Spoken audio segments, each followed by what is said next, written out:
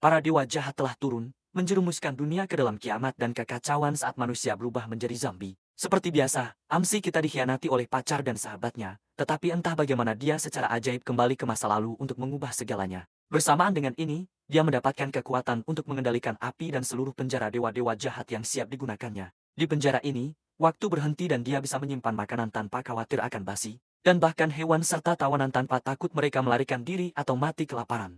Mari kita cari tahu bagaimana semuanya dimulai. Bulan darah terbit di atas kota yang hancur. Di reruntuhan metropolis yang hancur, MC kita, Xiayan, telah dipukuli, berdarah, dan hancur di kejauhan iblis-iblis. Membuat kekacauan tanpa sedikit pun belas kasihan bagi penduduk, langkah kaki mereka yang kuat dan anggota tubuh mereka yang perkasa menghancurkan gedung pencakar langit. Merobek beton seperti kertas di bawah perintah iblis adalah pasukan zombie, monster mayat hidup yang haus daging manusia. Beberapa penyintas mencoba melarikan diri untuk hidup mereka. Dengan putus asa berpegangan pada harapan yang tidak ada, anak kita terus-menerus diinjak-injak dan ditendang saat dia terjatuh. Seorang penyihir mencibir kemalangannya, dia kemudian mulai menyiram tubuhnya yang terluka dengan bensin. Menutupi setiap inci, penyihir dan penjahat berjubah mengucapkan selamat tinggal sarkastik mereka. Sementara mereka memamerkan harta curian mereka, penjahat berjubah mencuri hal paling berharga yang dimiliki Xiayan. Tanda dari 6 neraka besar, dia menatap pria yang dia anggap sahabatnya saat bensin menyengat luka-luka terbukanya dengan menyakitkan. Satu-satunya kekhawatirannya adalah kesejahteraan adik perempuannya yang hilang. Penjahat itu merangsang tanda tersebut, memanggil kekuatan seekor monster. Beruang yang mengenakan tengkorak korbannya sebagai kalung, penjahat sombong itu mengaku bahwa Xiaoyun sudah diseret ke tempat peristirahatan menyedihkannya karena menjadi pengganggu. Setidaknya darah murninya masih cukup berguna untuk hal lain, meskipun dia sangat marah. Xiaoyan tidak memiliki kekuatan untuk berdiri apalagi melawan. Para penyintas yang mundur menatap penjahat itu dengan harapan. Mereka mengenalnya sebagai Shijun, pengguna kemampuan terkuat yang diberkati oleh para dewa. Saat Shijun membawa penyihir itu ke dalam pelukannya dan terbang pergi, dia meninggalkan Xiayan dengan hadiah perpisahan yang menyakitkan. Korek api yang menyala bertujuan untuk membakarnya hidup-hidup, iblis raksasa melanjutkan serangannya yang merusak. Sampai bertemu dengan beruang raksasa yang dipanggil, yang terlepas dari ikatannya. Hewan raksasa itu bergulat dengan iblis pucat, itu adalah pertarungan keju habis-habisan. Pada saat yang sama, tubuh Xiayan ditelan oleh api yang menyala, dia mengertakkan gigi melalui rasa sakit yang menyiksa. Sensasi kulitnya terbakar hingga hangus saat dia sangat berharap untuk mengulanginya. Xiayan bersumpah bahwa jika kehidupan setelah kematian ada, dia pasti tidak akan membiarkan mereka yang menyakitinya lolos tanpa cedera. Didorong oleh kebencian dan penderitaan, mata kanannya berasimilasi dengan api saat dia mendengar suara main-main mengabulkan keinginannya. Detak jantungnya melambat hingga merangkak dan dengan satu pompa terakhir, aliran waktu berbalik. Kekuatan api menyatu di matanya saat rasa sakit fisik dan emosional yang dia rasakan tercetak di jiwanya. Xiayan terbangun dalam kenyamanan tempat tidurnya sendiri, berkeringat dari apa yang tampak seperti mimpi buruk yang panjang dan demam. Luka dan luka bakar telah hilang, mungkinkah suara yang dia dengar di ambang kematian itu nyata? Dia mengobrak-abrik tempat tidur dan menemukan ponselnya. Dia melihat tanggal 1 Juli tahun 2028, 3 hari penuh sebelum kiamat dimulai. Mengenakan kemeja, dia berlari ke kamar mandi untuk menyadarkan diri dan mencoba memahami apa yang baru saja dia alami. Dia masih tidak percaya bahwa semuanya telah dimulai kembali, dia merasa normal dan sehat. Satu-satunya perbedaan adalah perubahan pada mata kanannya. Warnanya berubah menjadi emas pucat berkat api. Benih yang tertanam di dalam dirinya saat dia terbakar sampai mati. Xiayan dengan cepat meluangkan waktu untuk menenangkan diri dan beradaptasi dengan situasi. Secara mengejutkan cepat, dia berpakaian dan keluar pintu. Dia mengambil langkah pertamanya di luar dan menikmati pemandangan. Lingkungannya tidak terlalu indah untuk dilihat, tetapi semuanya akan terlihat jauh lebih buruk 3 hari dari sekarang. Kiamat akan tiba dan itu akan mengubah banyak manusia menjadi zombie. Bersamaan dengan turunnya dewa-dewa aneh, beberapa manusia akan membangkitkan kekuatan untuk membela diri. Tetapi perlawanan pada akhirnya akan sia-sia. Kota-kota akan berubah menjadi neraka yang dikuasai iblis. Dengan beberapa penyintas yang berjuang untuk sumber daya terbatas untuk bertahan hidup, pacarnya, penyihir Roland, dan sahabatnya, pengkhianat Shijun, akan mengkhianatinya tanpa berkedip. Berbicara tentang iblis yang sebenarnya, Roland mulai menelponnya. Xiayan mengangkat telepon dan suara penyihir yang melengking segera terdengar. Dia mengkritiknya karena tidak segera menjawab. Bertanya apakah dia mencoba putus, Roland selalu seperti ini. Setiap kali sesuatu tidak berjalan sesuai keinginannya, dia mengancam akan mengakhiri hubungan di masa lalu. Dirinya yang bodoh dan menyedihkan akan dengan cemas dan putus asa mencoba menenangkannya. Tetapi sekarang dia sama sekali tidak peduli. Dia hanya menjawab tentu yang membingungkan penyihir itu. Dia mengira Xiayan akan memohon maaf seperti anak anjing. Xiayan semakin mempertegas. Akhirnya memutuskan hubungannya dengan penyihir itu. Dia muak dengan kelicikannya. Dia tidak ingin menjadi pelayan yang diagung-agungkan lagi. Dia menutup telepon dan memasukkan ponselnya ke saku. Mendapatkan sedikit ketenangan, dia mengunci diri. Xiayan tahu bahwa dia harus segera menyelesaikan urusannya. Dengan waktu terbatasnya di rumah Roland, dia dengan marah melempar ponselnya. Setelah diputus sebelum dia sempat memaki Xiayan, anjingnya itu berani menutup telepon dan memblokirnya begitu cepat. Penyihir itu dan Si Jun baru saja selesai bercinta. Dia bertanya apakah Xiayan akhirnya mengetahui tentang perselingkuhan kecil mereka. Tapi itu seharusnya tidak mungkin. Roland mengikat pecundang itu dengan tali. Tidak pernah membangkang perintah dan permintaannya. Si Jun hanya tertawa. Dia tidak peduli bagaimanapun juga. Dia lebih khawatir tentang pesan yang dikirim ayahnya tentang mengumpulkan beberapa keluarga kuno. Pusaka yang dipenuhi energi spiritual karena sesuatu yang besar mungkin akan terjadi segera. Roland ingat pacarnya yang pecundang itu pernah membicarakan tentang token pusaka keluarga sebelumnya. Dia ingat bahwa artefak tua berusia berabad-abad yang jelek itu saat ini dimiliki oleh Xiaoyun, adik Xiayan. Roland percaya bahwa anjingnya akan selalu kembali padanya untuk meminta maaf. Pada saat itu dia hanya akan menuntut token itu. Senang dengan kecerdasannya, Si Jun mendekap penyihir itu. Dan mereka melanjutkan ronde berikutnya. Token yang baru saja mereka bicarakan adalah sebuah lempengan antik yang kurang terawat. Xiayan telah bergegas sejauh 30 km dengan taksi ke sekolah adiknya untuk meminta token itu. Meninggalkan pekerjaannya, Xiaoyun bertanya ada apa dengan matanya dan dia menolak menjelaskan. Dia hanya bertanya kepada adik perempuannya apakah dia percaya pada kakak laki-lakinya. Mereka sangat dekat sejak kecil jadi jelas. Dia percaya, keduanya selalu saling mengandalkan saat tumbuh dewasa. Jika ada satu orang yang akan dipercaya Xiaoyun tanpa syarat, itu adalah kakak laki-lakinya. Dia tahu bahwa semua yang dia lakukan adalah untuk kebaikannya sendiri. Karena itu, Xiayan menugaskannya untuk mengemasi barang-barangnya dan ikut dengannya segera. Dia menurut dan meminta waktu 2 jam untuk menyiapkan barang-barangnya. Xiayan ingin tahu mengapa dia bahkan tidak meminta penjelasan lebih lanjut. Seperti yang dia katakan, Xiaoyun lebih percaya pada kakak laki-lakinya daripada siapapun di dunia ini. Dia melihatnya berlari untuk mengemasi barang-barangnya. Dia bersumpah bahwa kali ini dia akan memastikan bahwa Xiaoyun akan aman dan sehat. Untuk melakukan itu dia akan membutuhkan pusaka keluarga yang ada di telapak tangannya. Yang bisa dia ingat hanyalah Si Jun membuka semacam portal dan memanggil binatang raksasa. Menggunakan benda tua berkarat itu, dia bertanya-tanya bagaimana ular itu bisa melakukan prestasi mitos seperti itu. Tiba-tiba benih api di mata emasnya melesat keluar dan mengenai permukaan token. Panas dari api melelehkan permukaan yang berkarat dan mengungkapkan bentuk asli token itu. Ini adalah artefak kuno yang terhubung ke neraka besar ke-6. Xiayan tiba-tiba tersedot ke dalam semacam lubang cacing. Melakukan perjalanan di dalam dimensi terpisah token itu, portal itu akhirnya memuntahkannya ke dalam alam yang sama sekali berbeda yang dipenuhi kegelapan abadi. Di tengahnya ada menara raksasa dengan rantai merah tua yang tak terhitung jumlahnya. Terpasang di setiap arah. Dia bahkan tidak bisa menemukan kata-kata untuk menjelaskan apa yang dia lihat. Di dalam menara itu ada banyak monster dan iblis dari berbagai zaman yang terkunci dan putus asa untuk keluar. Mereka semua menatapnya dengan tatapan tajam saat dia turun ke pintu masuknya. Monster dan iblis itu mencoba menakutinya dengan geraman dan tatapan mereka dan itu sangat efektif. Lalu sebuah kesengsaraan petir menyambar menara dengan kekuatan yang luar biasa. Petir itu tampaknya ditujukan pada monster-monster yang berani mengintimidasi Xiayan. Masing-masing dari mereka menderita kematian yang menyakitkan. Saat kekuatan destruktif memutilasi tubuh mereka yang mengerikan, kesengsaraan destruktif terus mengamuk.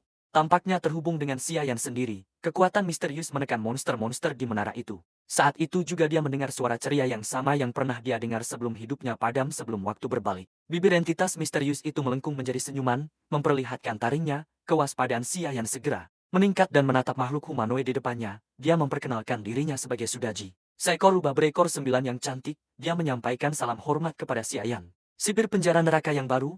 Anda tahu, puluhan ribu tahun yang lalu, Kaisar Abadi mengumpulkan 12 dewa abadi, Tai Bai, Tai Shang, 3 yang murni, Guan Yin, Fuxi, Shannu, dan lainnya, untuk bersama-sama menempa menara penekan iblis. Produk jadinya dijuluki neraka besar ke-6. Mimpi buruk setiap inkarnasi kejahatan di luar sana sepanjang zaman. Semua jenis binatang buas yang kuat, monster dan iblis dikurung karena dosa-dosa besar mereka di menara hukuman tanpa akhir.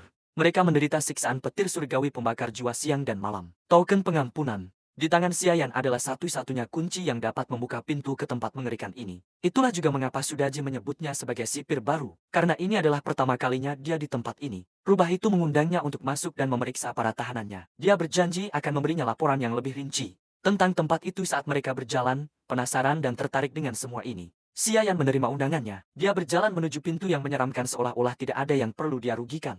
Begitu dia masuk, dia disambut oleh jalinan energi kekerasan yang cepat memantul di lantai pertama. Sudaji memperingatkannya untuk berhati-hati terhadap gelombang yang menari-nari itu. Seolah-olah secara naluriah, mata emasnya menyala saat memanggil jejak api yang tampaknya sadar, yang melindunginya dari energi jahat. Sudaji terkesan dengan betapa efisiennya dia menangani kejutan pertama menara itu. Dia mengidentifikasi api di matanya sebagai benih api neraka. Itu pasti katalis yang memungkinkan dia untuk memulai kembali hidupnya setelah kematian di dunia bawah. Sudaji juga mengaku bahwa dia menghubunginya saat hidupnya meredup. Ikatan antara rubah dan keluarga Jia sangat dalam. Dia telah menjadi roh pembimbing neraka besar ke-6 untuk waktu yang lama sekarang. Dan dia tidak tahan melihat yang dibunuh oleh penjahat yang menyedihkan. Keputusasaan dan kemarahan pada saat kematian pasti telah membangkitkan kemampuan apinya, menyalakan benih api neraka. Dia hampir tidak perlu melakukan apa-apa. Itu satu pertanyaan besar yang terjawab.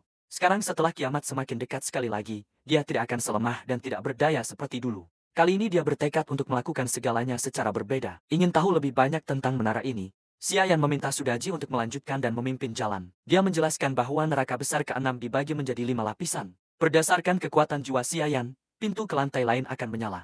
Mewakili batasnya saat ini, semakin tinggi dia bisa pergi, semakin kuat makhluk yang dipenjara yang bisa dia temui. Jadi, dia perlu meningkatkan kekuatan jiwanya dengan cepat untuk menghadapi mereka. Saat ini, hanya satu bagian yang menyala. Dan satu-satunya area yang dapat diakses adalah yang di lantai dasar. Di belakang sel penjara ada sosok yang menakutkan namun familiar.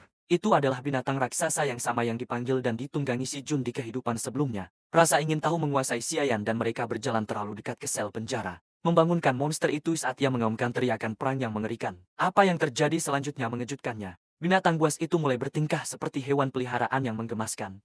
Tampak senang melihat sipir baru penjara itu.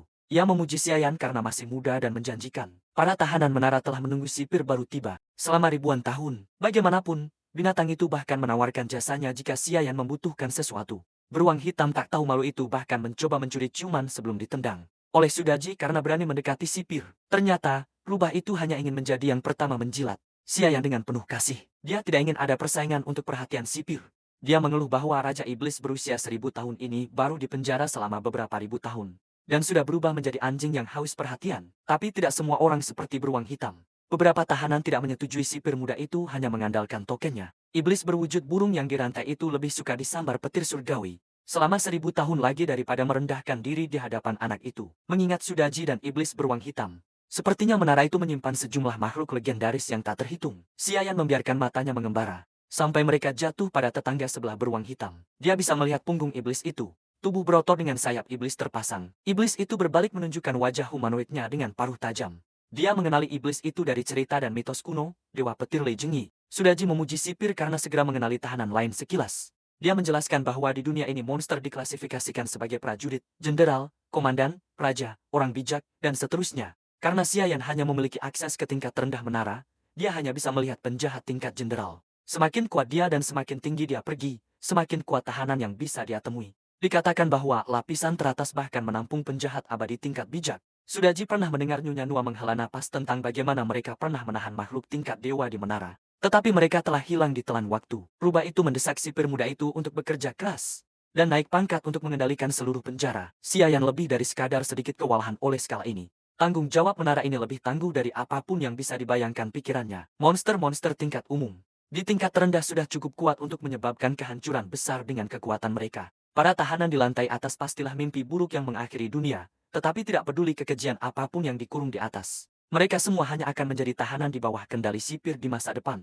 Dalam kiamat yang akan datang, dia memiliki potensi untuk menjadi yang terkuat dengan kekuatan jiwanya yang sangat kecil. Ini sejauh yang bisa mereka capai untuk saat ini. Xiayan harus menyerap lebih banyak kekuatan jiwa untuk menerangi lebih banyak ruangan dan naik ke Sudaji. Juga menjelaskan bahwa kekuatan jiwa berbeda dari kemampuan yang terbangun. Kemampuan dapat diperkuat dengan menyerap inti kristal dari zombie dan mutan. Kekuatan jiwa, di sisi lain, hanya bisa diperoleh dengan membunuh dewa. Dalam 3 hari, ketika para dewa itu turun ke bumi, perburuannya akan resmi dimulai. Sebelum memusnahkan para dewa, dia perlu membuat semua persiapan yang diperlukan. Xiayan menemukan dirinya di jalanan barang antik yang ramai. Di kehidupan sebelumnya, seseorang menemukan tali pengikat abadi dari salah satu kios dan menjadi pengguna kemampuan yang kuat. Pada saat ini, harta itu seharusnya masih dijual di jalan ini. Untungnya, energi yang terpancar dari pajangan barang antik tidak dapat luput dari benih api nerakanya. Secara kebetulan, kepala keluarga Song dan ayah Si Jun, Song Tian, juga berkeliaran di jalanan untuk berbelanja bersama Huang Tua. Penilai barang antik kepercayaannya. Song Tian melihat Xiayan melihat-lihat kios-kios.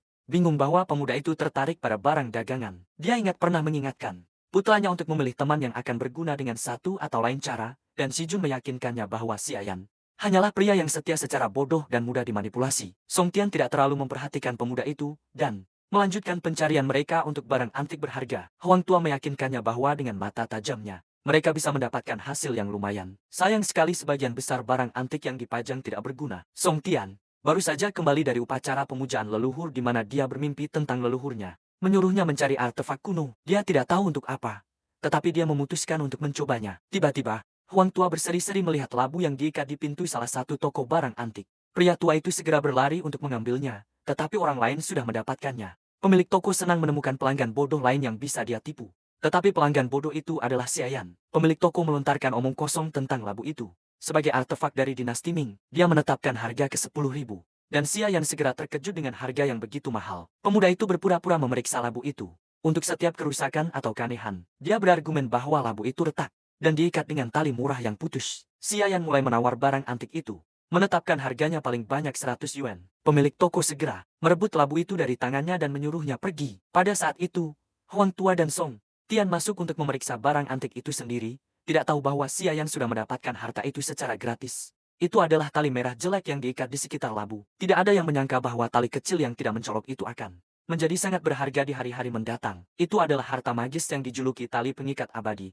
Dia hanya bisa melihatnya berkat penglihatan benih api nerakanya. Dengan tenang menyelipkan harta magis itu ke sakunya, dia memutuskan untuk tetap tinggal untuk bersenang-senang dan sedikit mengerjai. Di kehidupan sebelumnya, adik perempuannya ditangkap oleh keluarga Song setelah mencuri token. Mereka menggunakannya sebagai pengorbanan darah untuk ritual yang menyimpang. Kali ini, kakak laki-laki bertekad untuk membuat seluruh klan Song membayar.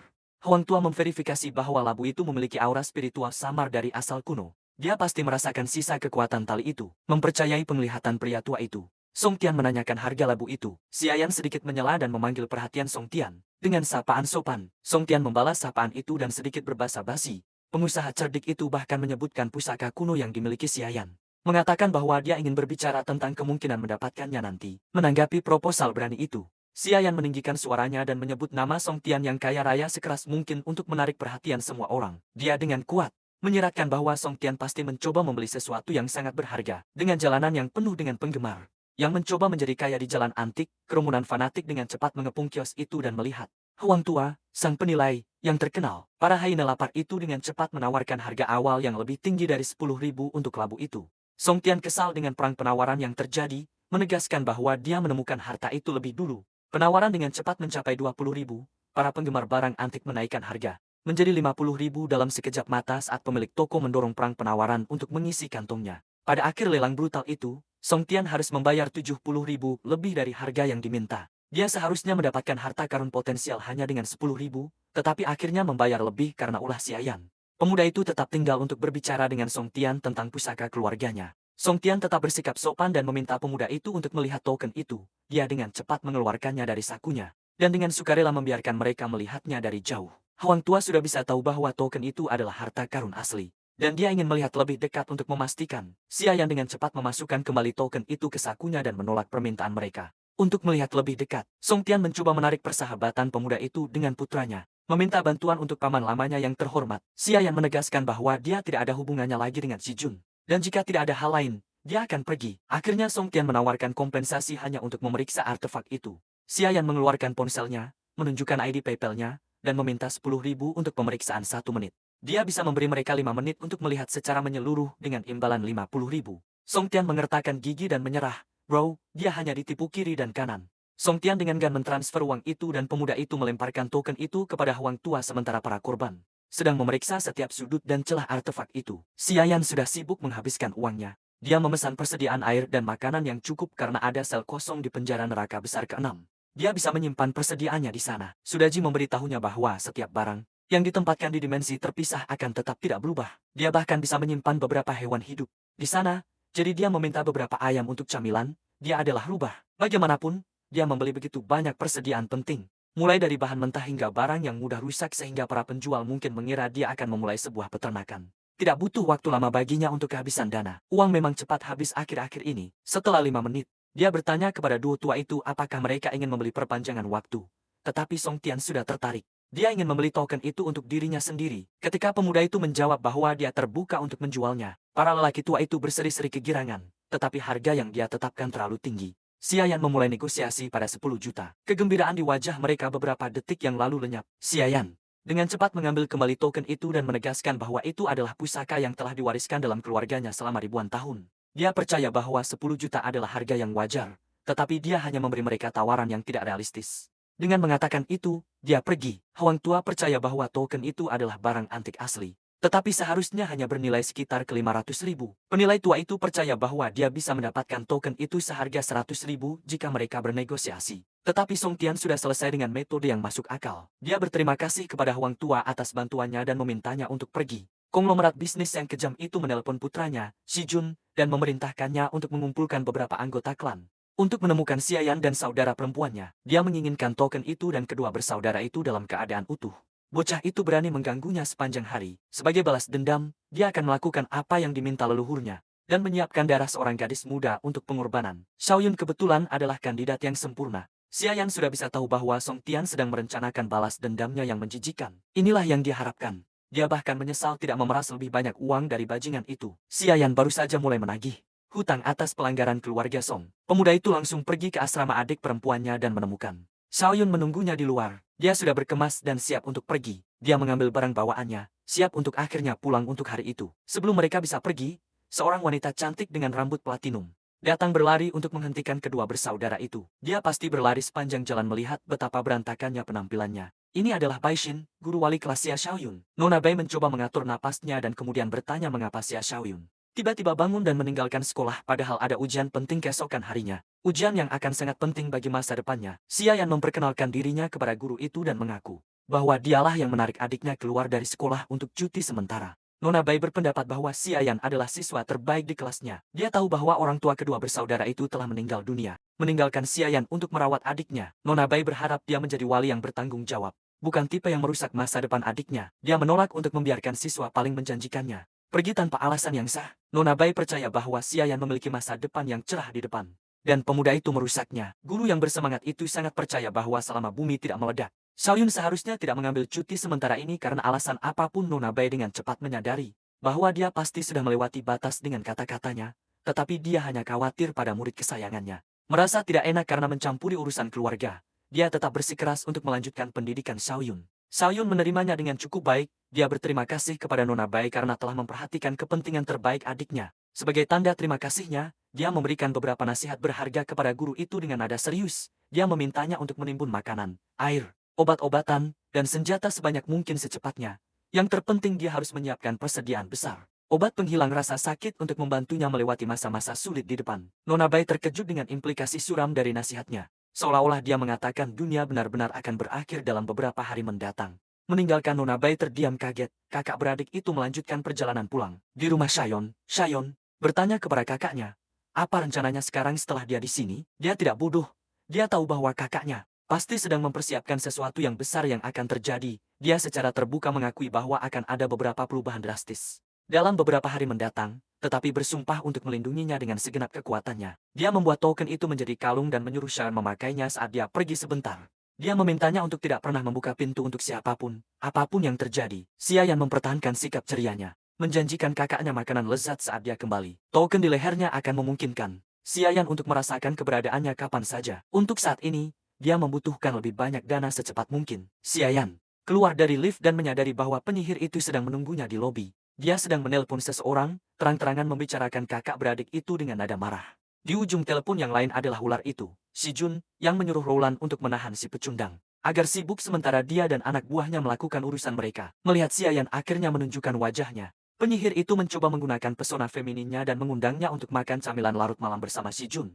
Seperti dulu, Xiayan tidak ingin membuang-buang napas lagi dengan penyihir ini. Jadi dia hanya mendorongnya menyingkir, tetapi Roland sangat gigih. Atau dia tidak peka, dia meraih lengannya dan bertanya apakah mereka benar-benar putus setelah semua yang telah mereka lalui. Dia pikir dia hanya cemburu kekanak-kanakan tentang sesuatu. Jadi dia datang jauh-jauh ke sini untuk menemuinya. Xiayan mendorongnya sekali lagi. Hanya memikirkan bahwa dia pernah menjalin hubungan dengannya saja sudah membuatnya muak. Dia memperingatkannya untuk menjauh darinya mulai sekarang. Roland menyerang, menyebutnya tidak tahu berterima kasih.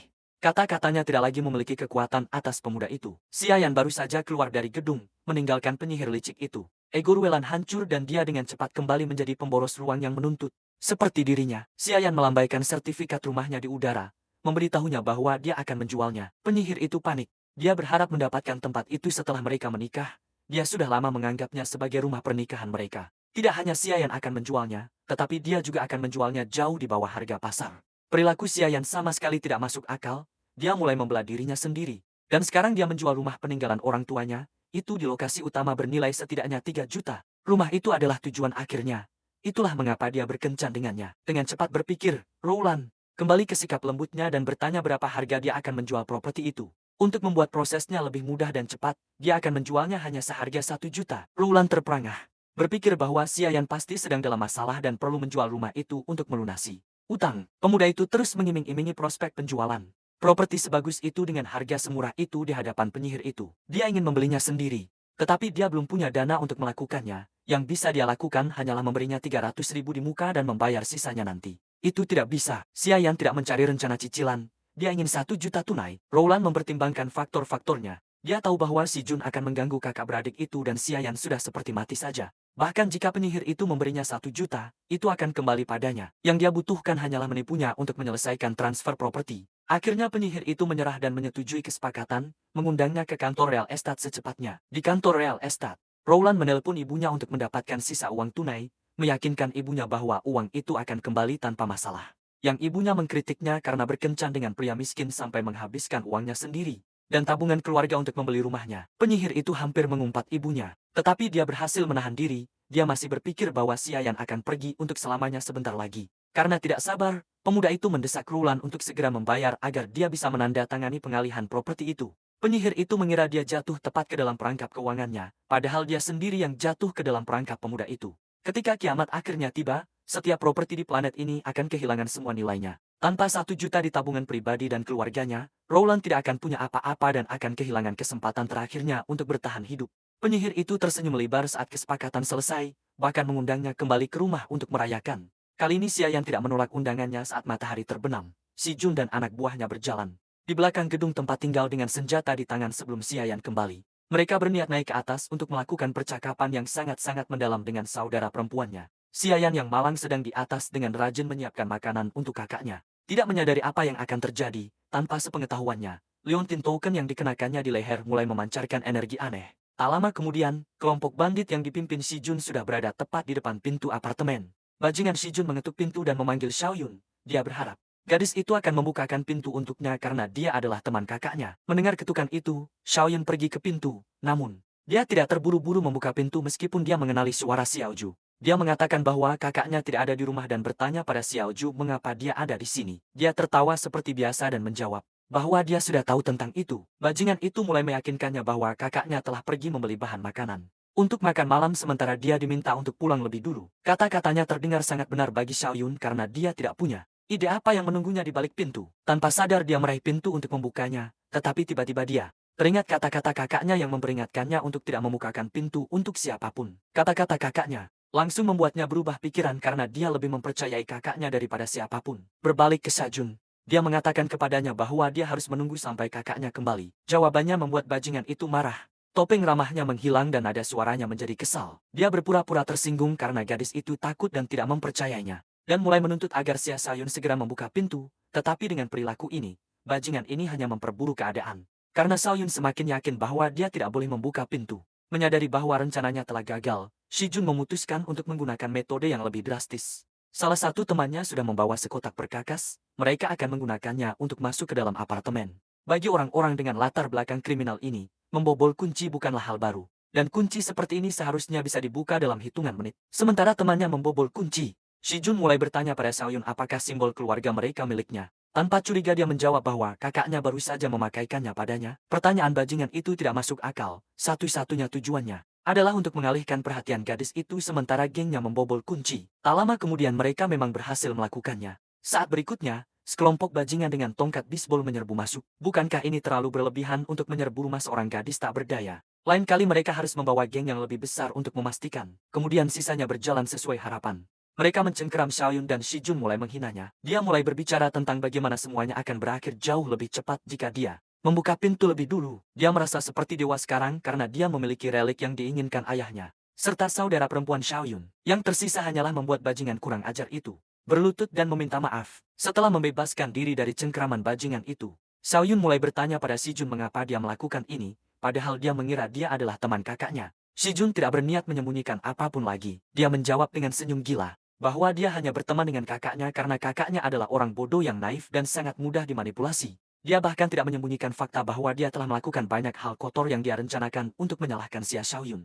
Xia Xiaoyun tidak bisa mempercayainya, tetapi kenyataan itu kejam. Shi Jun ternyata adalah bajingan sejati, yang terus membual tentang perbuatan kejinya, termasuk hubungannya dengan pacar kakaknya. Sentuhannya keji, jadi Xia Xiaoyun menuntut untuk dilepaskan. Namun kata-katanya hanya memperburuk keadaan. Sebagai tanggapan atas permohonannya, bajingan itu hanya menampar wajahnya. Dia mengatakan padanya untuk tidak berani berteriak. Jika tidak, dia mengancam akan menyumpal mulutnya dengan kaus kakinya. Teman-teman Shi Jun sama bajingannya dengan dia. Mereka mulai bertanya apakah Shi Jun sudah cukup umur. Yang dia jawab bahwa mereka bisa memeriksanya sendiri. Siapa yang tahu apa yang mungkin terjadi selanjutnya jika bukan karena tawa seseorang yang tiba-tiba. Pemiliknya menoleh ke arah orang-orang itu dan bertanya apakah mereka pernah mendengar tentang danau anggur dan hutan daging. Segera setelah kata-kata ini, lingkungan sekitar tampak secara ajaib mulai berubah hanya beberapa saat kemudian. Para pria itu menemukan diri mereka di sebuah danau dengan sekelompok gadis cantik, suasananya begitu indah. Sehingga mereka bahkan tidak bertanya-tanya bagaimana mereka bisa sampai di sini. Itu benar-benar tempat yang seperti surga. Setidaknya begitulah kelihatannya pada pandangan pertama. Para gadis terus memeluk mereka, memberi mereka daging, dan memanggil mereka raja. Ketika ditanya apakah mereka menyukai dagingnya, para pria itu mengatakan rasanya sangat lezat. Tidak ada yang tampak menandakan masalah. Tetapi tiba-tiba suasana berubah. Dan seorang gadis berambut putih dengan senyum sinis berkata bahwa daging yang mereka makan adalah daging mereka sendiri. Tepat setelah itu, semua gadis tiba-tiba menghilang dan air di danau berubah warna menjadi merah darah. Senyum angkuh di wajah para bajingan itu berubah menjadi ketakutan dan teror. Tempat seperti surga yang mereka tempati telah berubah menjadi neraka sungguhan. Sudaji, yang sengaja menciptakan semua ini, bertanya apakah mereka tidak menyukai menunya, sementara para bajingan malang ini. Pikiran para bajingan itu terpenjara dalam dunia ilusi. Di dunia nyata, mereka menggeliat kesakitan. Mereka bahkan tidak menyadari bahwa hukuman mereka baru saja dimulai. Xiayan hanya menonton dari pinggir, tidak menyadari apa yang sedang terjadi. Akhirnya, para bajingan itu sadar.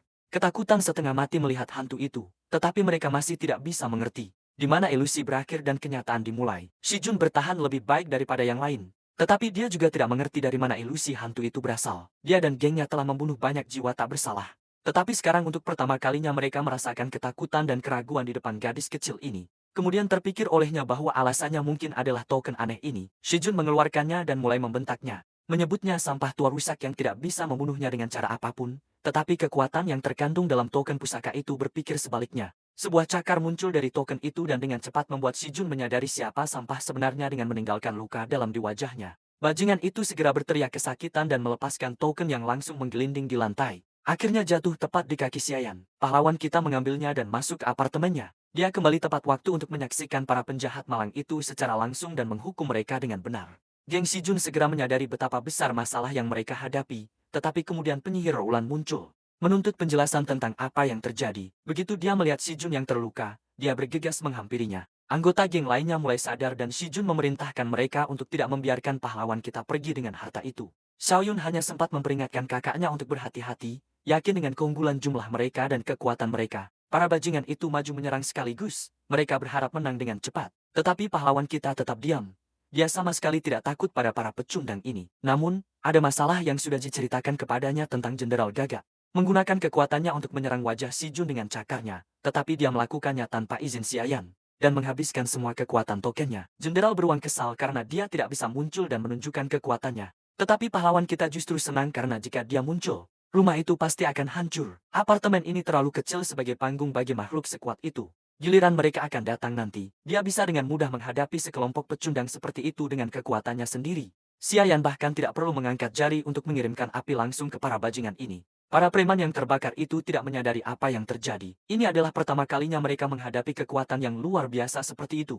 Seolah-olah api itu cerdas, karena tidak ada yang terbakar di ruangan itu kecuali para preman itu sendiri. Api itu sangat panas dan tidak peduli seberapa keras mereka mencoba berguling-guling di lantai. Mereka tidak bisa memadamkannya. Bahkan air pun tidak bisa memadamkan api. Tidak peduli seberapa banyak para pecundang ini berharap padanya untuk keselamatan. Api itu hanya padam ketika mereka jatuh mati. Ini adalah pertama kalinya Si Jun dan Roulan melihat hal seperti itu. Dan mereka bahkan kehilangan kata-kata. Sekarang, bajingan utama Si Jun benar-benar takut akan keselamatannya sendiri. Dia tidak tahu bahwa Xiayan bisa menggunakan sihir. Penyihir Roulan yang ketakutan memohon Xiayan untuk menjauh dari mereka. Dan sebaliknya mengingat bahwa Si Jun adalah sahabatnya dan dia adalah pacarnya. Pahlawan kita tidak berminat untuk menunjukkan belas kasihan kepada sampah seperti itu. Si Jun berani datang ke rumahnya, menyandera adiknya dan mencoba mencuri token, dan Roulan si penyihir menjijikan itu bertindak untuk mengalihkan perhatian dan menunda dia. Hanya melihat mereka membuat Xiayan muak, dan mereka masih berani mengenang persahabatan lama mereka. Shi Jun berdiri dan mulai berpura-pura menjadi orang paling polos di dunia yang tidak mengerti apa yang Xiayan bicarakan. Pada saat yang sama, dia berbisik pelan kepada Roland untuk pergi dan mengalihkan perhatian pahlawan kita karena dia adalah pacarnya. Shi Jun sendiri mengeluarkan pisau dari belakang punggungnya dan terus bercerita bagaimana dia tidak sabar untuk menjadi pendamping pria di pernikahan Roland dan Xiayan.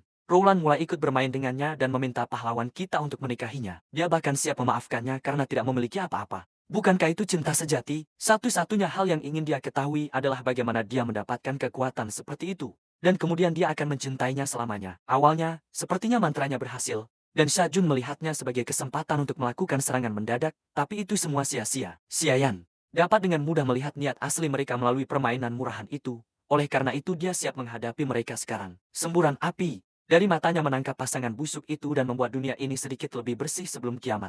Menyaksikan api itu, pahlawan kita merenungkan mengapa dia mendapatkan kekuatan ini dan menyadari alasannya. Semua untuk membersihkan dunia ini dari makhluk kotor seperti Shi Jun dan Roland. Dia akan membakar semua kekotoran itu dari muka planet ini. Sementara itu, di kediaman keluarga Song, seluruh klan mereka berkumpul untuk menyaksikan pemimpin klan berbicara kepada para leluhur. Song membungkuk di depan altar dan mulai meminta para leluhur untuk memberkati dan membantu keluarganya agar kekayaan mereka menjadi tak terbatas. Roh leluhur muncul dari altar dan menuntut artefak spiritual kuno serta darah gadis itu sebagai imbalan. Labu kuno yang menyedihkan, yang Tuan Song beli dengan sangat mahal sama sekali tidak memuaskan roh itu. Leluhur menginginkan pengorbanan nyata dan artefak asli. Tuan Song mulai berjanji bahwa tidak ada yang perlu dikhawatirkan, dalam beberapa menit saja Shi Jun akan tiba dengan gadis itu dan artefaknya, tetapi roh itu hanya marah karena harus menunggu dengan keturunan yang tidak tahu berterima kasih seperti itu. Meskipun demikian, dia punya pesan untuk mereka. Akhir dunia, kiamat global akan datang dalam 3 hari. Kedengarannya luar biasa bagi Tuan Song. Tetapi dia tidak bisa meragukan kata-kata roh leluhur. Oleh karena itu, dia segera memanggil klannya. Mendesak mereka untuk segera mengirim semua tenaga dan sumber daya mereka untuk membeli air dan makanan dalam jumlah besar. Jika apa yang dikatakan roh leluhur itu benar, akhir dunia yang mereka kenal akan segera tiba. Song juga mengirim asistennya untuk segera menemukan Shi Jun dan tawanannya. Mereka perlu melakukan pengorbanan sesegera mungkin. Namun, tidak ada yang sempat bergerak ketika gerbang kediaman hancur berkeping-keping. Xiayan dengan epik memasuki tempat kejadian dan membawa serta songgok sampah bernama Shi Jun. Sekarang Tuan Song tidak perlu khawatir dia tidak muncul. Ada satu hal, Shi Jun tiba dalam keadaan yang salah. Tetapi pahlawan kita datang ke sarang lebah ini sendirian. Tuan Song terkejut melihat putranya dalam keadaan seperti itu. Dia bahkan tidak bisa membayangkan bagaimana seorang pecundang dan pria miskin seperti Xiayan berani melakukan hal seperti itu kepada putranya. Dan kemudian datang ke kediaman keluarga menghancurkan segalanya di jalannya. Song segera memerintahkan klan untuk membunuh pria kurang ajar ini. Selusin bandit segera menyerbu ke arah pahlawan kita. Xiayan hanya bisa menertawakan kebodohan mereka. Dia menutup matanya sambil menyiapkan sambutan berapi-api untuk mereka. Dan ketika dia membuka matanya lagi, api meledak. Xiayan menandai setiap bandit dengan sebuah tanda. Dan setelah itu tidak ada yang bisa menyelamatkan mereka lagi. Jadi pahlawan kita melewati barisan mereka tanpa masalah. Dan api hanya mengenai mereka yang mencoba menghentikannya. Sekarang dia ditinggalkan sendirian dengan Song yang ketakutan, yang segera kehilangan semua kesombongannya. Di belakang Xiayan, sisa-sisa geng menggeliat dalam api, dan pahlawan kita akan membuat penjahat utama membayar. Tetapi bahkan terpojok dan ketakutan setengah mati, Song tidak akan menyerah. Dia memiliki satu kartu truf tersembunyi terakhir di lengan bajunya, sebuah pistol, dan dia akan menggunakannya tanpa ragu. Namun, tepat saat dia menarik pelatuknya, Xiayan menggunakan kemampuan kontrol apinya dan meledakkan pistol itu tepat di tangan penjahat itu. Tuan Song terluka di kedua tangannya sekaligus. Pahlawan kita hanya menertawainya, mengatakan bahwa dia seharusnya tidak bermain dengan bubuk mesiu. Xiayan sendiri tidak bisa cukup dengan kekuatannya. Meskipun dia berada di level rendah, api kehampaan memberinya kemampuan luar biasa. Dengannya dia bisa secara bersamaan mengendalikan 10 sumber api dengan volume hingga 10 meter persegi. Tetapi jika ada bahan peledak di dekatnya, itu bisa lebih banyak lagi. Sementara pahlawan kita berpikir, Song menggunakan momen ini untuk mencapai altar dan mencari bantuan dari para leluhur. Roh leluhur tidak bisa membiarkan pewaris terakhir keluarga Song dihancurkan. Oleh karena itu ia menggunakan kekuatan apinya untuk menyerang Xiayan. Kekuatan api ini yang diperkuat oleh roh-roh jahat begitu besar sehingga bahkan pahlawan kita tidak bisa berbuat apa-apa. Dia bahkan menerima kerusakan besar dan terpaksa mundur sedikit. Pada saat yang sama, luka-luka Tuan Song dan anggota klan lainnya sembuh. Sekarang dia telah mendapatkan kembali kepercayaan dirinya dan kekuatan leluhurnya lagi, dan mulai menjanjikan kematian yang sangat cepat bagi pahlawan kita kali ini. Xiayan menghadapi lawan yang benar-benar tangguh. Setidaknya itu adalah dewa sungguhan. Pahlawan kita benar-benar tidak menyangka keluarga Song memiliki dewa mereka sendiri sebelum akhir dunia. Bagaimanapun, awalnya, dia hanya ingin mencuri beberapa barang kuno dan menghasilkan uang, tetapi ternyata lebih rumit dari yang dia kira. Dewa yang marah yang berniat menghancurkannya jelas bukan bagian dari rencananya. Untungnya Xiayan berhasil menghindari pukulan pertama, namun dewa itu tidak akan berhenti. Dia mencoba memukulnya seolah-olah dia adalah seekor lalat. Pada satu titik bahkan terlihat seperti dia berhasil. Melihat ini Tuan Song mulai merayakan kemenangannya, tetapi tak lama kemudian ekspresi wajahnya berubah menjadi terkejut dan ngeri. Apa penyebabnya? Ya, itu sederhana. Anak kita selamat dan sehat dan dia juga menunggangi dewa itu sendiri. Untuk memahami apa yang terjadi, kita akan kembali ke masa lalu sebentar. Sesaat sebelum serangan, Sudaji telah memberitahu Xiayan bahwa dewa di depannya adalah roh api alami berkat dupa keluarga. Dia berhasil mengumpulkan banyak kekuatan jiwa selama 1000 tahun terakhir dan sekarang dia secara harfiah selangkah lagi untuk turun ke bumi dalam wujud aslinya. Jika pria kita berhasil menangkap dan menyerapnya, dia akan mampu memperkuat kemampuan apinya serta memperkuat kekuatan jiwanya saat ini. Tokennya kekurangan kekuatan jiwa, tetapi jika dia berani mengambil risiko mungkin ada peluang kemenangan.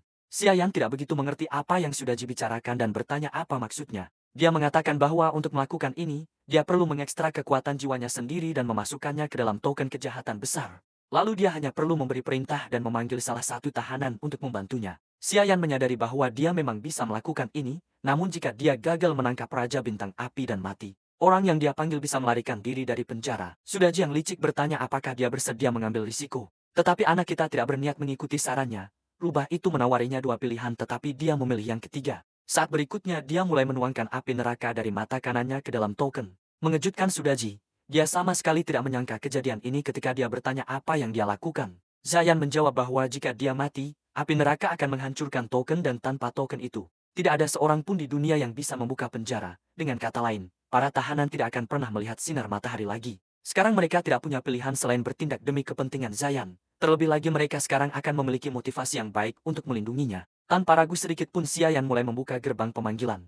Para tahanan di ruang bawah tanah tidak bisa tidak merasakannya. Banyak dari mereka mulai berteriak dan memohon untuk dibebaskan. Namun kali ini pahlawan kita bertekad untuk memanggil iblis besar beruang hitam. Begitu pintu sel dibuka, beruang itu bergegas keluar. Mengetahui karakternya, Sudaji berteriak di belakangnya bahwa sipir tidak boleh mati dalam keadaan apapun begitu berada di dunia nyata. Beruang hitam itu menjatuhkan dewa api ke tanah yang jelas tidak menyangka akan melihatnya, tetapi yang terpenting, beruang itu senang akhirnya bebas setelah sekian lama. Dia sangat senang melihat sinar matahari, dan bahkan mulai melambaikan cakarnya dengan penuh semangat. Namun Xiayan dengan cepat menyadarkannya. Kekuatan jiwanya tidak akan cukup untuk sesi perjodohan yang panjang, jadi dia memerintahkan beruang itu untuk segera bertindak. Beruang hitam itu tidak membantah pahlawan kita dan menjawab bahwa dia telah membuat pilihan yang tepat ketika memanggilnya. Dia bergegas menuju dewa api dan mulai memukulnya.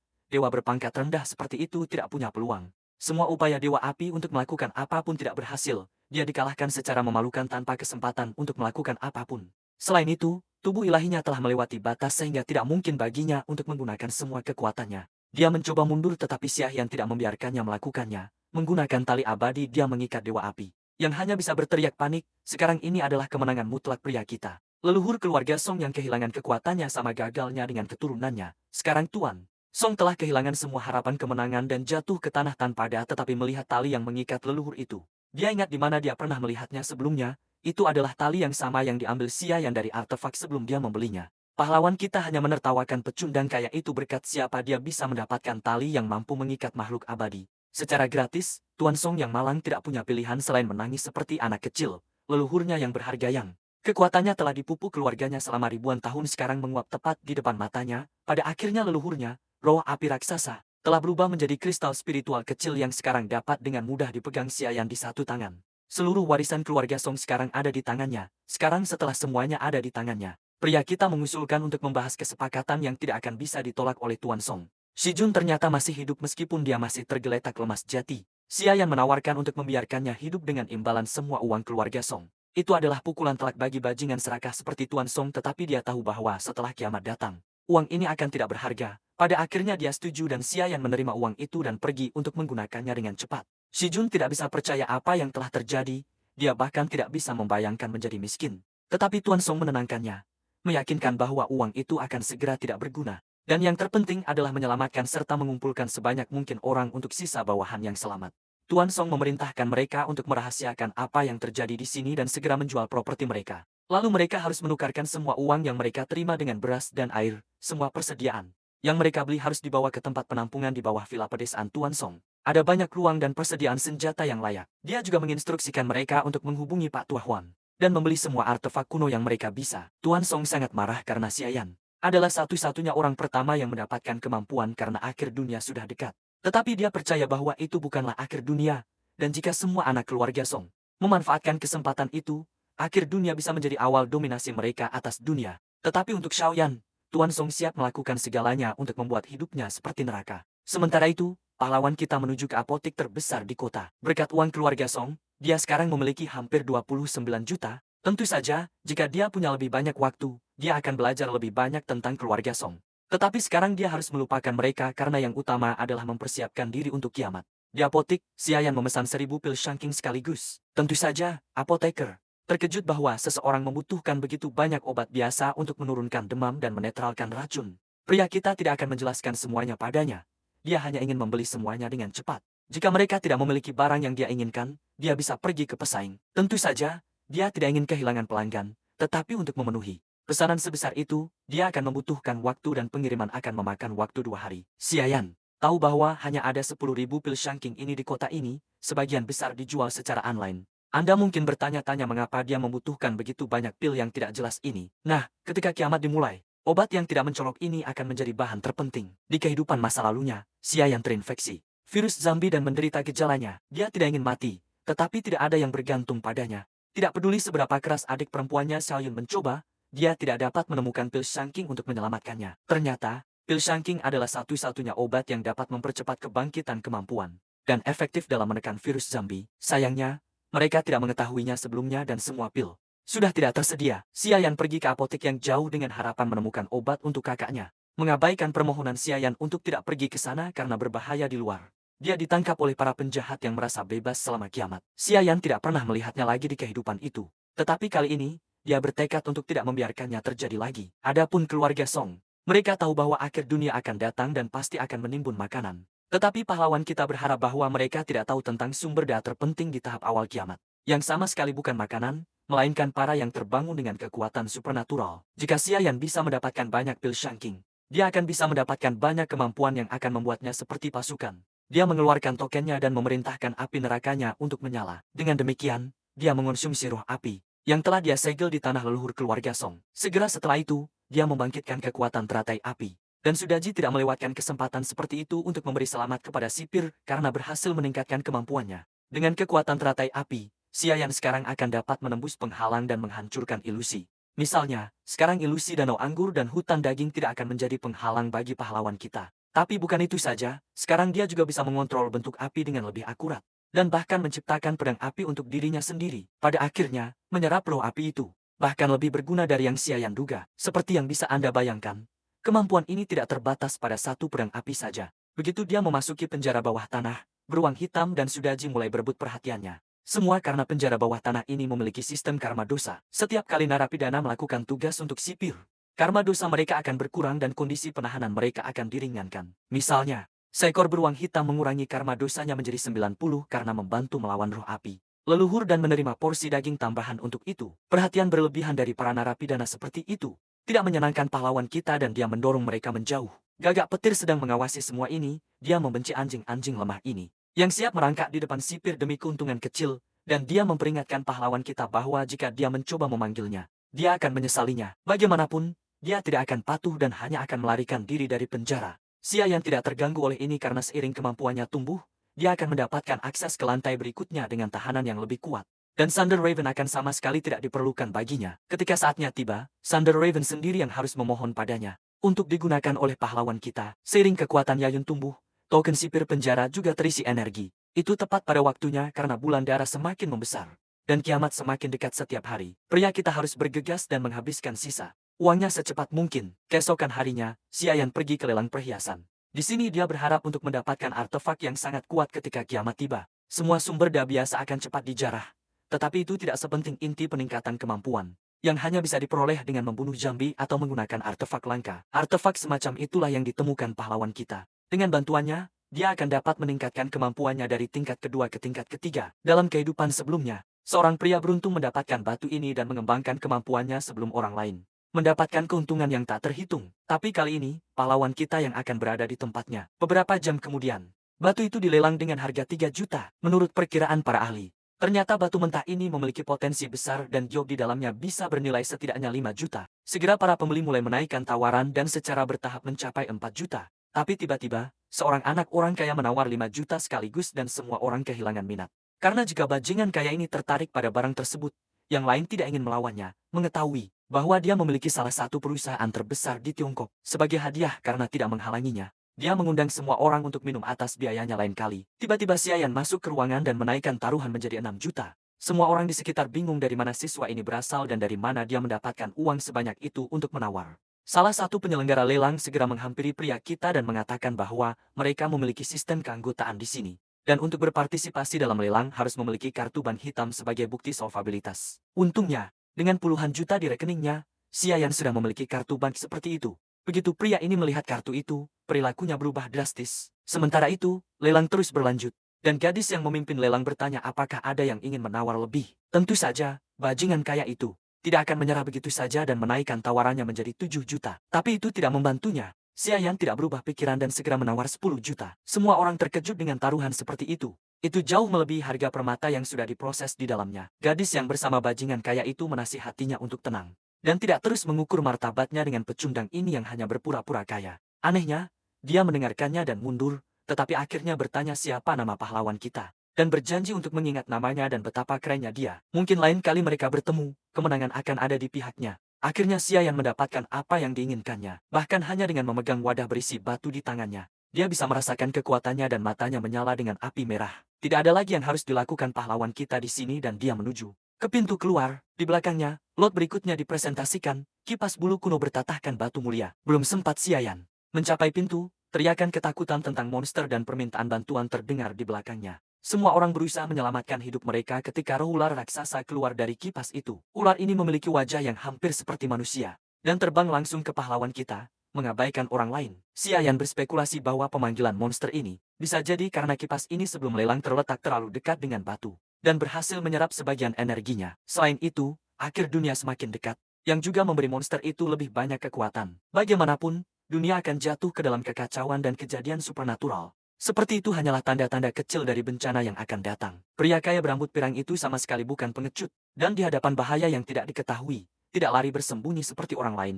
Dia mencoba menyerang ular itu dengan tongkat teleskopik tetapi secara tak terduga itu tidak membuahkan hasil. Ular itu bahkan tidak merasakan pukulannya dan langsung menyerbu Xiayan. Yang mengejutkan semua orang, Xiayan bahkan tidak bergerak ketika dia menangkap ular itu di lehernya dan memasang kerah api padanya. Dengan kontrol api yang ditingkatkan, menghentikan ular yang terlalu besar itu mudah. Kemudian dia mengaktifkan api teratai, dan api mulai menghancurkan cangkang roh ini. Setelah beberapa detik, yang tersisa dari ular itu hanyalah kristal roh lain. Jika Xiayan menggunakannya, dia bisa mendapatkan kemampuan baru. Namun, menilai dari fakta bahwa level roh ini tidak tinggi, dia hanya akan bisa mendapatkan kemampuan kecil darinya. Xiayan hendak pergi ketika pria pirang kaya di belakangnya jatuh berlutut.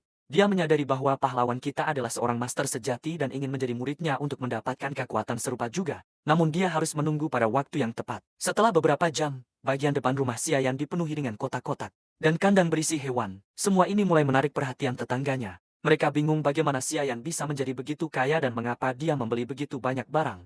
Sebagian besar dari mereka menyimpulkan bahwa dia akan memulai bisnisnya sendiri dan senang untuknya, namun tidak semua orang bersikap baik. Ada seorang wanita jahat yang tidak suka Xiayan berhasil. Dia yakin bahwa dia tidak akan pernah bisa membuka tokonya sendiri, tetapi alasan utamanya adalah Bibi Jing mengincar gudang milik Xiayan. Dia ingin menguasainya untuk membuka tokonya sendiri. Tentu saja dia tidak mau mengakuinya. Saat itu, pria kita masuk dan tidak memperhatikan kerumunan tetangga. Dia hanya berjalan melewati semua penonton ini, bertanya-tanya, apalagi yang bisa dia beli dengan sisa uang setelah membeli persediaan. Ketika dia mendekat, petugas pengiriman memberitahunya bahwa mereka telah mengirimkan semuanya dan bertanya apakah Xiayan ingin menghitung semuanya. Tetapi pahlawan kita tidak akan membuang waktu untuk itu. Selain itu, mobil lain seharusnya tiba besok dan kemungkinan besar barang-barang itu tidak akan muat di gudang ini. Setidaknya itulah yang dipikirkan para petugas pengiriman. Agar tidak terlalu menarik perhatian pada kemampuannya, Xiayan memutuskan bahwa dia akan mengambil semuanya sendiri dari gudang pusat mereka besok. Zhang mendengar semua ini dan gemetar karena iri. Dia tidak bisa mengerti bagaimana Jian bisa menjadi begitu kaya. Dia tahu betul bahwa dia adalah seorang yatim piatu biasa yang telah lama kehilangan orang tuanya, dan dia berani menghalanginya. Beraninya dia membuka tokonya di tempat yang pertama kali dia sukai. Sementara itu, cucunya yang nakal ingin buang air kecil, dan sepertinya dia tidak membesarkannya dengan benar. Bocah nakal ini untuk kasus seperti itu berlari langsung ke kotak-kotak pahlawan kita. Anak ini benar-benar tidak tahu malu. Reaksi neneknya tidak benar. Dia bahkan memujinya dan mulai membelanya di depan Xiayan. Bahwa dia kecil dan dia bisa melakukan apa saja. Namun, pria kita tidak berpikir begitu. Dia dengan cepat meraih kerahnya dan membawanya kembali ke Zhang pada saat yang bersamaan. Anak kecil itu juga berhasil memberinya golden shower. Apa yang kamu harapkan? Ini manusia Tiongkok yang bodoh dan leluconnya sama. Jin marah dan berkata bahwa Xiayan tidak bisa bersikap seperti itu. Anak itu hanya bermain dan dia memperlakukannya seperti itu. Tentu saja anak itu mulai menangis. Namun, semua ini tidak mengganggu pahlawan kita. Itu adalah propertinya dan mereka harus menjauh darinya. Jadi dia hanya membanting gerbang tepat di depan wajah mereka. Jane hanya berputar-putar. Dengan kemarahan betapa dia ingin membalas dendam padanya. Sementara itu, cucunya ingin bermain dengan petasan dan menakuti tetangga dengan ledakan. Saat itulah dia mendapat ide cemerlang. Dia akan membeli banyak petasan tidak hanya untuk cucunya tetapi juga untuk dirinya sendiri. Dan di malam hari mereka akan membuat pertunjukan api yang tak terlupakan bersama. Beberapa percikan pasti akan mengenai gudang dan menyebabkan kebakaran di gudang Xiayan dan dia tidak sabar untuk melihat wajahnya setelah itu. Sementara itu, pria kita mengunci diri di gudang jauh dari mata-mata dan mulai memindahkan semua kotak dan kandang ke dalam penjaranya sendiri. Sudaji dengan senang hati menyambut semua persediaan dan bukan tanpa alasan, dia sebagai rubah licik punya rencana sendiri untuk ayam-ayam itu. Dia akhirnya bisa makan. Xiayan tentu saja tidak tahu apa-apa tentang ini. Jadi dia menginstruksikannya untuk menempatkan semua persediaan di sel-sel kosong. Sudaji menganggap dirinya ahli dalam menyimpan persediaan. Dia bahkan menyarankan Xiayan untuk mengalokasikan area di dekat menara untuk memelihara hewan. Lagi pula, jika mereka diresapi dengan aura menara, daging mereka akan menjadi lebih lezat. Dan dengan begitu mereka akan memiliki pasokan ayam tanpa henti untuk dimakan. Nasihat Sudaji membantu pahlawan kita menemukan sesuatu yang lebih menarik. Akhir dunia semakin dekat dan tidak ada yang tahu berapa lama itu akan berlangsung. Oleh karena itu, ide yang cerdas adalah mengirim lebih banyak hewan berbeda ke penjara ini yang akan membantu menjaga peradaban manusia tetap hidup. Mendengar ini, beruang hitam menasihati Xiayan untuk tidak berhenti pada hewan dan mulai menanam tanaman yang bisa dimakan di sini. Tetapi untuk itu dia akan membutuhkan benih dan tanah yang subur. Hanya dengan begitu dia akan dapat menumbuhkan dan melipat gandakan persediaannya. Tidak hanya tanpa henti menyimpan persediaan di sel-sel kosong penjara yang cepat atau lambat akan habis. Untungnya, Xiayan telah membeli cukup benih, tetapi tanah di sekitar penjara bawah tanah itu tandus dan kosong. Itu benar-benar kering dan tidak cocok untuk pertanian. Untungnya pahlawan kita tidak sepenuhnya bodoh dan datang dengan solusi yang sangat sederhana. Solusi, dia pergi ke pinggiran kota terdekat ke lapangan kosong dan memutuskan untuk bereksperimen. Berapa banyak tanah dari dunia nyata yang bisa ditampung oleh penjaranya? Xiayan mulai mengumpulkan tanah sebanyak yang bisa ditampung oleh kemampuannya. Sudaji melihat begitu banyak tanah dan menyadari bahwa itu tidak akan berakhir baik baginya. Dan berteriak agar pahlawan kita berhenti tetapi tidak ada yang mendengarkannya. Pada akhirnya dia hampir terkubur hidup-hidup. Kekuatan jiwa Xiayan tidak cukup dan ruang yang tersedia terlalu kecil untuk menampung lebih banyak tanah. Meskipun begitu Arge berhasil mengumpulkan 200 ton tanah. Meskipun itu pun sepertinya tidak cukup baginya. Dia tahu betul bahwa begitu kiamat dimulai, semua tanah di sekitarnya akan menjadi tidak dapat digunakan untuk tanaman. Dan tanah subur yang ada di sekitar sini akan segera menjadi sumber daya yang sangat langka. Oleh karena itu tidak ada waktu untuk disia-siakan. Sementara itu tetangganya yang jahat, Zhang, mulai melaksanakan rencana liciknya dan membeli sekotak penuh petasan. Dia tidak sabar untuk melihat gudang Xiayan terbakar, tiba-tiba cucunya berlari menghampirinya dengan sebuah cermin antik di tangannya dan menawarkan untuk melihat ke dalamnya. Zhang tidak tahu dari mana dia mendapatkannya dan berasumsi dia mungkin mencurinya dari toko tempat mereka membeli petasan. Tetapi alih-alih memarahinya karena mencuri, dia memuji cucunya yang cerdas karena memberi hadiah kepada neneknya. Ada yang salah dengan keluarga ini, cucu gila ini. Mengklaim ada seseorang di cermin itu yang sangat ingin bertemu neneknya. Jadi dia memaksanya untuk melihat ke cermin. Tepat dari cermin itu, menatapnya sesosok iblis dari mitos dan legenda kuno, tetapi dia lebih hidup daripada semua yang hidup. Zhang yang ketakutan segera membuang cermin itu, takut setengah mati, tetapi cucunya segera bergegas mengambil kembali cerminnya. Karena dia yakin nenek sangat menyukai dirinya sendiri dan bayangannya, dia membuatnya melihat dirinya lagi dan kali ini, iblis itu menerobos ke dunia ini, menemukan kandidat yang cocok untuk mengambil alih tubuhnya. Bagaimanapun juga, Zhang sama gelapnya di dalam seperti iblis. Cucunya, seperti orang gila sejati, tertawa dan ingin bermain game lagi. Tetapi dia pasti tidak akan menyukai permainan selanjutnya sekarang neneknya telah menjadi monster di luar seperti halnya di dalam.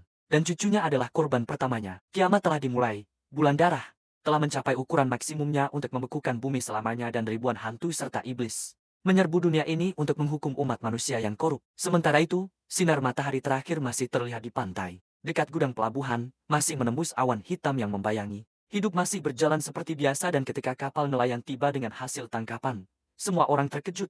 Semua ikan yang ditangkap bermutasi, tertutup nanah dan taring. Nelayan tidak tahu apakah mereka bisa memakannya. Mereka tidak punya ide tentang kiamat dan berpikir ikan-ikan itu bermutasi karena limbah dan polusi laut. Di dalam gudang, seorang buruh datang untuk mengambil barang tetapi ada yang salah dengan manajer gudang. Dia tidak menjawab tetapi duduk diam dan pengecut.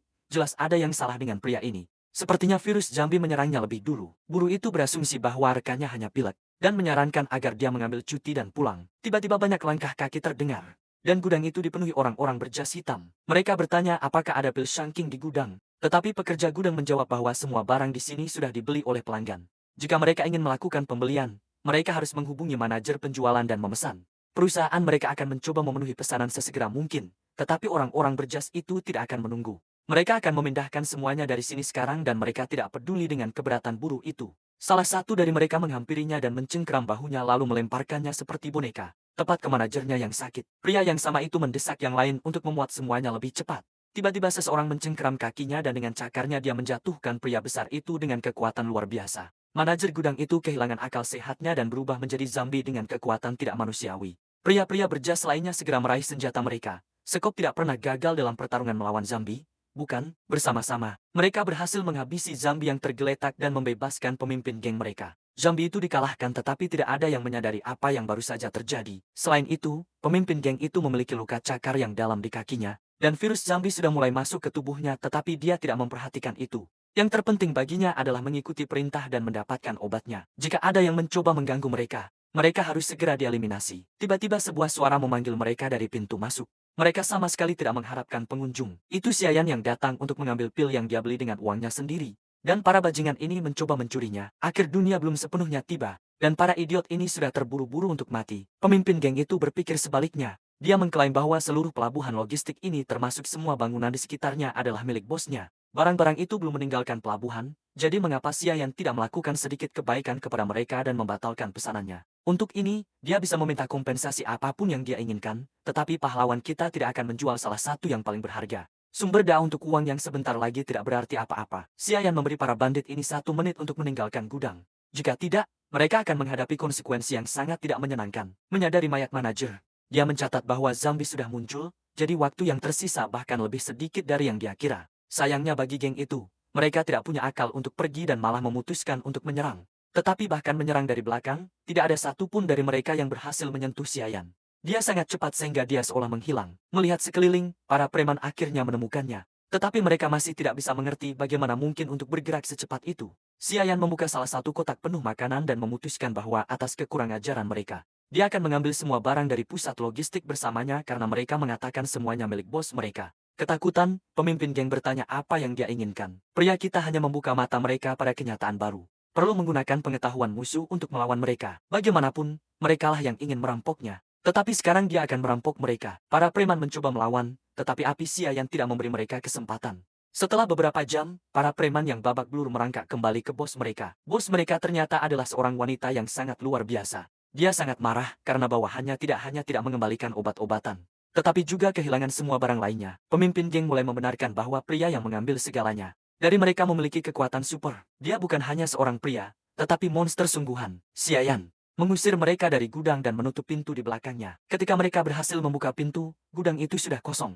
Ada begitu banyak barang di sana, tetapi dalam sekejap tidak ada yang tersisa. Sekarang satu-satunya hal yang wanita itu minati adalah siapa nama pria ini. Salah satu anggota gengnya mengatakan bahwa dia telah memeriksa informasi pelanggan pil dan menemukan bahwa namanya adalah Xiayan. Wanita itu memikirkannya. Dia menyadari bahwa dia bukan satu-satunya yang memiliki kemampuan, dan dia sangat ingin mendapatkan seorang pria dengan kemampuan gudang spasial. Tiba-tiba, pemimpin gengnya mulai gemetar dan menggeram seperti binatang buas. Dan di saat berikutnya dia jatuh ke lantai. Sepertinya virus zombie telah mengalahkannya, dan wanita itu seharusnya segera pergi dari sini. Tetapi wanita itu sama sekali tidak tampak ketakutan. Terlebih lagi, dia segera menyimpulkan bahwa virus itu sudah menembus otak pria itu. Dan bahkan obat pun tidak akan menyelamatkannya, karena tidak ada yang bisa dilakukan. Dia memerintahkan yang lain untuk membakar pria itu, memperingatkan mereka untuk berhati-hati agar tidak bersentuhan darah dengannya. Tetapi tiba-tiba pria itu bergerak dan menyerbu ke arah wanita itu. Sepertinya dia sudah tamat. Tetapi alih-alih melarikan diri, wanita itu mulai mengumpulkan sihir di tangannya. Puluhan cabang hidup menyerbu ke dalam ruangan dan menusuk pria itu. Sekarang jelas mengapa wanita itu begitu percaya diri. Setelah zombie itu selesai, dia memberitahu para penjaga yang terkejut lainnya untuk tidak terkejut dengan hal seperti ini, karena ini hanyalah permulaan. Dia memerintahkan mereka untuk terus mencari obat-obatan dan menimbun senjata, serta menggunakan gudang sebagai markas. Hanya persiapan ini yang bisa menyelamatkan mereka dari apa yang ada di depan, Dan apa yang ada di depan mereka adalah neraka yang nyata. Dan wanita itu mengetahuinya dengan sangat baik. Pada saat yang sama, Xiaoyun bertanya kepada Xiayan mengapa dia membawa pil Shan King. Yang dijawabnya bahwa air dan udara tidak lagi murni. Mulai sekarang, mereka harus minum hanya air mineral dan minum 3 pil Shan King setiap hari. Jika Xiaoyun tiba-tiba merasa kedinginan, dia harus segera memberitahunya. Xiaoyun tidak mengerti mengapa ini perlu. Dan meminta Xiayan untuk menjelaskan kepadanya tentang apa yang terjadi. Pahlawan kita juga berpikir bahwa sudah waktunya untuk itu. Jadi dia berjanji kepada adiknya untuk menceritakan segalanya saat berjalan-jalan. Meskipun kiamat belum sepenuhnya tiba, suasana menyeramkan sudah terasa di udara. Bahkan Xiayan bisa merasakannya dengan sempurna. Alasan untuk ini adalah iblis-iblis yang mulai muncul semakin sering, dan itu bukan di suatu tempat yang jauh. Secara harfiah, suara-suara aneh sudah datang dari apartemen tetangga. Sean sudah berhasil berubah menjadi iblis zombie dan memakan cucunya. Kehilangan semua akal sehat, dia bergegas keluar dengan teriakan kutukan untuk membuat kekacauan, penuh dengan keserakahannya yang tak ada habisnya. Setelah beberapa saat, teriakan memilukan mulai terdengar dari rumah. Pada saat yang sama, Xiayan bersama Xiaoyun sudah naik taksi. Rowland dan ibunya berjalan di dekatnya. Rowland yang licik dengan bangga menunjukkan rumah yang dia rencanakan untuk tinggali bersama Xiayan. Agar bisa kembali menjadi pacarnya, dia bahkan meminjam banyak uang dan melakukan operasi plastik termahal di negara itu. Menurutnya, Xiayan tidak akan bisa menolak kecantikan seperti itu. Alasan Rowland mengejarnya adalah karena dia tiba-tiba menjadi sangat kuat dan jika dia bisa menjadikannya miliknya, dia bisa menggunakan kemampuannya untuk keuntungannya. Tiba-tiba mereka melihat Xiayan yang sedang pergi ke suatu tempat dengan taksi. Dia adalah harta yang tidak boleh dilewatkan jadi mereka mengikutinya tanpa berpikir dua kali. Xiayan dan Xiaoyun tiba di kebun binatang di mana mereka sudah bisa melihat tanda-tanda kiamat akan datang. Hewan-hewan yang biasanya ramah entah mengapa pada hari ini berperilaku sangat agresif dalam perjalanan ke sini. Xiayan sudah memberitahu Xiaoyun bahwa dunia akan segera berakhir dan bahwa orang-orang akan berubah menjadi zombie atau mendapatkan kekuatan super. Anak kita tidak menceritakan kepada adiknya tentang pengalaman menyakitkan dari kehidupan masa lalunya itu, dia menjelaskan pengetahuannya tentang masa depan dengan fakta bahwa dia telah membangkitkan kemampuannya lebih awal dan bisa melihat masa depan. Menyadari bahaya situasi, Xiayan bertanya mengapa mereka datang ke kebun binatang alih-alih mencari perlindungan. Xiayan menjawab bahwa melarikan diri hanya bisa sementara dan itu tidak akan menyelesaikan seluruh masalah. Jika mereka ingin bertahan dari neraka yang akan datang, mereka harus membangkitkan kekuatan mereka. Meskipun dia sudah memiliki kekuatan yang cukup, dia tidak bisa selamanya berada di sisi Xiaoyun. Oleh karena itu, dalam kasus situasi yang tidak terduga, dia harus bisa membela dirinya sendiri. Singkatnya, dia juga harus menjadi lebih kuat. Saudari Xiaoyun berseri-seri pada prospek membangkitkan kemampuannya. Dan menjadi sekuat kakaknya, dia sama sekali tidak ingin menjadi beban. Kebun binatang sepertinya tidak ada hubungannya dengan itu, tapi kita akan segera mengetahuinya. Selama ini Rowland dan ibunya yang sama-sama serakah mengawasi mereka. Mereka tidak mengerti mengapa Zhao Yan datang ke kebun binatang. Tetapi hal utama bagi mereka adalah mengatur pertemuan kebetulan di mana Rowland akan memikatnya dengan kecantikannya. Sebelum pertemuan dia memutuskan untuk merias wajahnya dan mampir ke kandang dengan lama. Tapi sesuatu di mata merah mereka memberitahu kita bahwa itu tidak akan berakhir dengan baik. Sementara itu Xiayan dan adiknya tiba di taman kura-kura. Sudaji segera muncul dan berkata bahwa dia merasakan sesuatu yang istimewa di tempat ini. Beruang hitam juga tidak diam dan menyatakan sikapnya terhadap kura-kura, yang sama sekali tidak disukainya. Mereka sulit dilawan, tangguh, dan hidup lebih lama dari siapapun. Akhirnya mereka sampai di tempat yang tepat, kura-kura tertua di seluruh Tiongkok dan mungkin dunia. Itu sangat tua sehingga bahkan dikenal oleh Sudaji dan beruang hitam. Xiayan tahu bahwa kura-kura ini telah tinggal di sini sejak kebun binatang dibuka dan pasti berusia lebih dari 100 tahun, bahkan telah diberi nama. Di papan nama tertulis kura-kura berumur panjang dengan nama Nani. Nama seperti itu sedikit tidak terduga dan sama sekali tidak cocok. Di kehidupan masa lalunya kura-kura ini terkenal karena salah satu iblis mencoba mengambil alih kebun binatang setelah kiamat dimulai tetapi kura-kura tua ini menghalanginya, bahkan menggigitnya. Pertempuran mereka berlangsung berhari-hari tetapi iblis itu tidak pernah berhasil menembus cangkangnya. Pada akhirnya iblis itu terpaksa mundur. Xiayan berpikir bahwa akan sangat baik untuk membujuk kura-kura ini untuk melindungi saudari Xiaoyun maka dia pasti akan aman. Pahlawan kita mendekati kura-kura tua itu dan meminta bantuannya. Tetapi tidak ada tanggapan, kura-kura itu hanya menatapnya dengan tatapan acuh tak acuh. Kemudian Xiayan memutuskan untuk mencoba metode lain, dia mengaktifkan api teratainya dan berkata bahwa dia lapar setelah berjalan-jalan dan akan membuat sup kura-kura. Saat itulah kura-kura itu segera menjadi aktif, dia bahkan berbicara kesal dengan fakta bahwa orang-orang adalah makhluk yang menyebalkan yang selalu terburu-buru. Kura-kura itu berpikir bahwa mengancam makhluk. Jika tidak menjawabmu adalah tanda kurangnya sopan santun tetapi karena mereka sudah datang. Dia bersedia mendengarkan mereka. Xiayan berkata bahwa kiamat akan segera dimulai dan waktu hampir habis.